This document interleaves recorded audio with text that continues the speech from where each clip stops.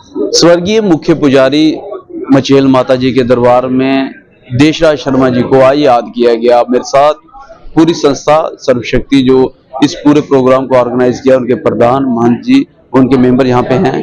क्या कुछ कहते हैं, किस तरीके से देखते हैं उनकी सेवाओं को, जहां उन्होंने माता के दरबार में सेवा की, लेकिन जम्मू भी आज उसको उनको याद कर रहे हैं। देखिए, अगर हम माता मचेल की यात्रा की बात करें तो सर्वशक्ति चंडी माता के बाद परम पूज्य ठाकुर कुलबीर सिंह जी का नाम आता है। और जब ठाकुर कुलबीर सिंह जी का नाम आता है तो हम आपको बताते चलें कि 80s के दशक में जब ठाकुर जी वहां पर बतौर ASI डिप्यूट हुए थे और माता रानी ने उनको एक छड़ी लाने की ड्यूटी दी थी, उससे भी पहले की समय से पिछले कई शताब्दियों से परम पूज्य देशराज पुजारी जी और उनके जो बुजुर्ग थे वो वहां पर, क्योंकि कुलदेवी माता हैं, उन जो लोग भवन में रहते हैं, मचेल में रहते हैं, उनकी कुलदेवी माता है। तो ये परिवार जो देशराज जी का है, ये सदियों से ही पीढ़ी दर पीढ़ी माता रानी के पुजारी की भूमिका निभाती आई हैं। और न केवल पुजारी की भूमिका निभाती आई है, एक समय हुआ करता था जब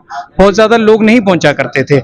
यही परिवार था जो आने वाले हर जो श्रद्धालु वहां पहुंचता था 1980s में, इवन 90s में, और आज तक हम आपको बताएं इनके 2 आगे से पुत्र हैं वो, और तमाम परिवार आज भी वहां पे आप जाइएगा तो जरूर उनके पुत्र आज वहां पे माता रानी की जो एक सुबह आरती होती है या जो भी पुजारी की ड्यूटी निभा रहे हैं। देशराज जी को हमने देखा है बहुत ही शालीन तरीके से सुबह दोपहर शाम एक चांदी की स्टिक उन्होंने ली होती थी, और उस चांदी की स्टिक से वो हर आने वाला भगत जन जो पूछा करता था कि माता रानी के किस तरह के दिव्य दर्शन हैं, वो उससे दिखाते थे कि किस तरह झुमके हिल रहे हैं, किस तरह चूड़ियां हिल रही हैं, माता रानी कब से यहाँ पर विराजमान है। और पूरी बात, पूरी जो भी सवाल श्रद्धालुओं के रहते थे वो परम पूज्य देशराज जी बताया करते थे। और यही जो अभी हमारी यात्रा खत्म हुई जुलाई अगस्त में, उनकी सेहत जुलाई में ही काफ़ी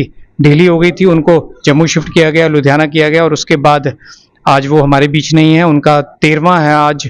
और जम्मू में तमाम जो संस्था के हमारे सदस्य हैं, बिट्टू जी हैं हमारे वाइस प्रेसिडेंट, वो यहाँ पर प्रेसिडेंट हैं, हमारे तमाम लोग प्रेसिडेंट हैं, और आज हम उनको याद कर रहे हैं। उनकी कमी कभी भी पूरी नहीं की जा सकती है।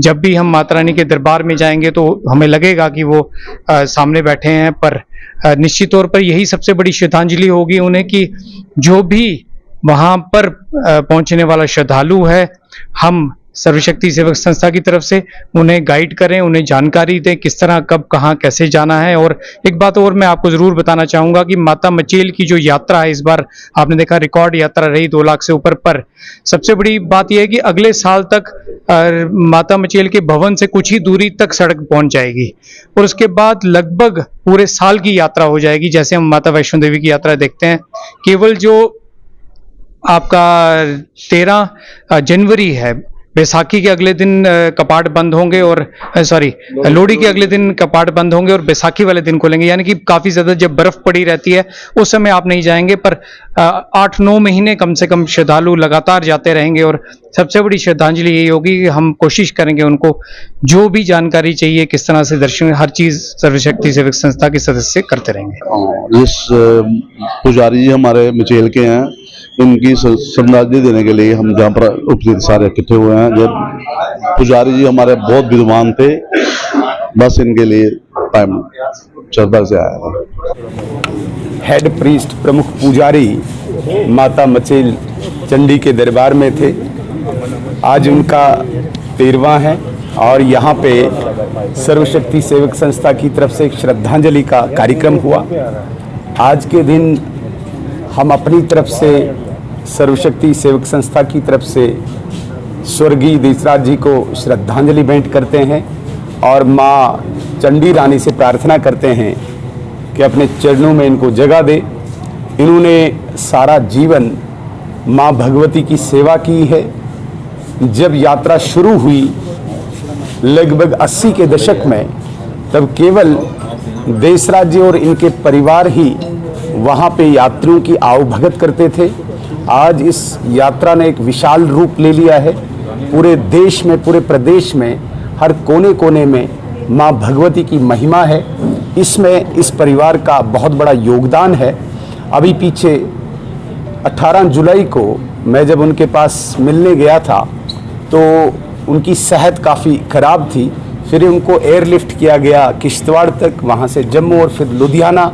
लेकिन माँ भगवती को शायद ये मंजूर था कि अब उनकी जगह स्वर्ग में हो और शायद कुछ और कार्य उनसे करवाने हों।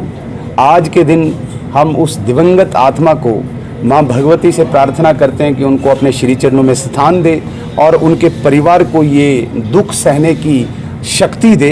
हमें पूरी उम्मीद है कि जिस प्रकार से स्वर्गीय देसराज जी ने माँ भगवती की सेवा की है और एक उदाहरण प्रस्तुत किया है मचेल में, इतने श्रद्धालु जो वहाँ पे आते थे, तब कोई लंगर नहीं चलता था, तब कोई सेवा कार्य किसी सरकार की तरफ से नहीं होता था। यही परिवार सारे श्रद्धालुओं की आवभगत के साथ साथ उनकी देखभाल करता था। आने वाले दिनों में भी हर परिवार वहाँ पे मचेल में हो या मचेल के एन रूट हो, सब इनके पथ को धारण करें और जिस प्रकार से इन्होंने श्रद्धालुओं तथा माँ भगवती की सेवा की है, सब इस प्रकार से सेवा करें। आज वो गोलोकवासी देसराज जी के श्रद्धांजलि समारोह में मुझे आने का मौका मिला। मैं अपने आप को, मैं जो हमारे जहाँ आयोजक हैं, संयोजक हैं, उनका हृदय से धन्यवाद देना चाहता हूँ कि कम से कम मैं एक अच्छी जगह और एक अच्छे कार्य के लिए आ सका। सुनील जी ने जैसे अपना अनुभव सुनाया कि कैसा उनका स्वभाव था और कैसे कैसे उसको उनका मिलना होता था, तो मैं समझता हूँ कि ये लोग जैसे पंडित अमीर चंद जी थे, ज्ञानू भगत जी थे, देसराज जी थे, ये एक माला है, उसी माला का एक मनका बन गए हैं।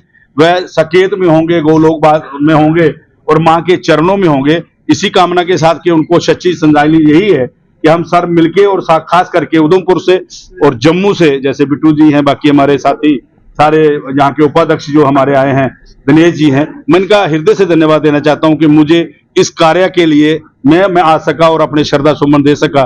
पुनः एक बार उनको श्रद्धांजलि देते हुए कि माँ अपने चरणों में उनको वास दे। हैं ही चरणों में, वो तो हम कह ही सकते हैं, लेकिन है वो चरणों में। इन्हीं शब्दों के साथ मैं आपका बहुत बहुत धन्यवाद देना। सेवाओं को जो माता मचेल जी पाटर के दरबार में जो मेला लगता है, उनको याद करते हुए, उनके जीवन काल में जो उन्होंने सेवाएं दी हैं उसको याद करते हुए उनको श्रद्धांजलि श्रद्धा सुमन अर्पित किए गए। और आज उनका जो है 13वां जो दिन है वो भी यहाँ पे इस मौके पे कटकर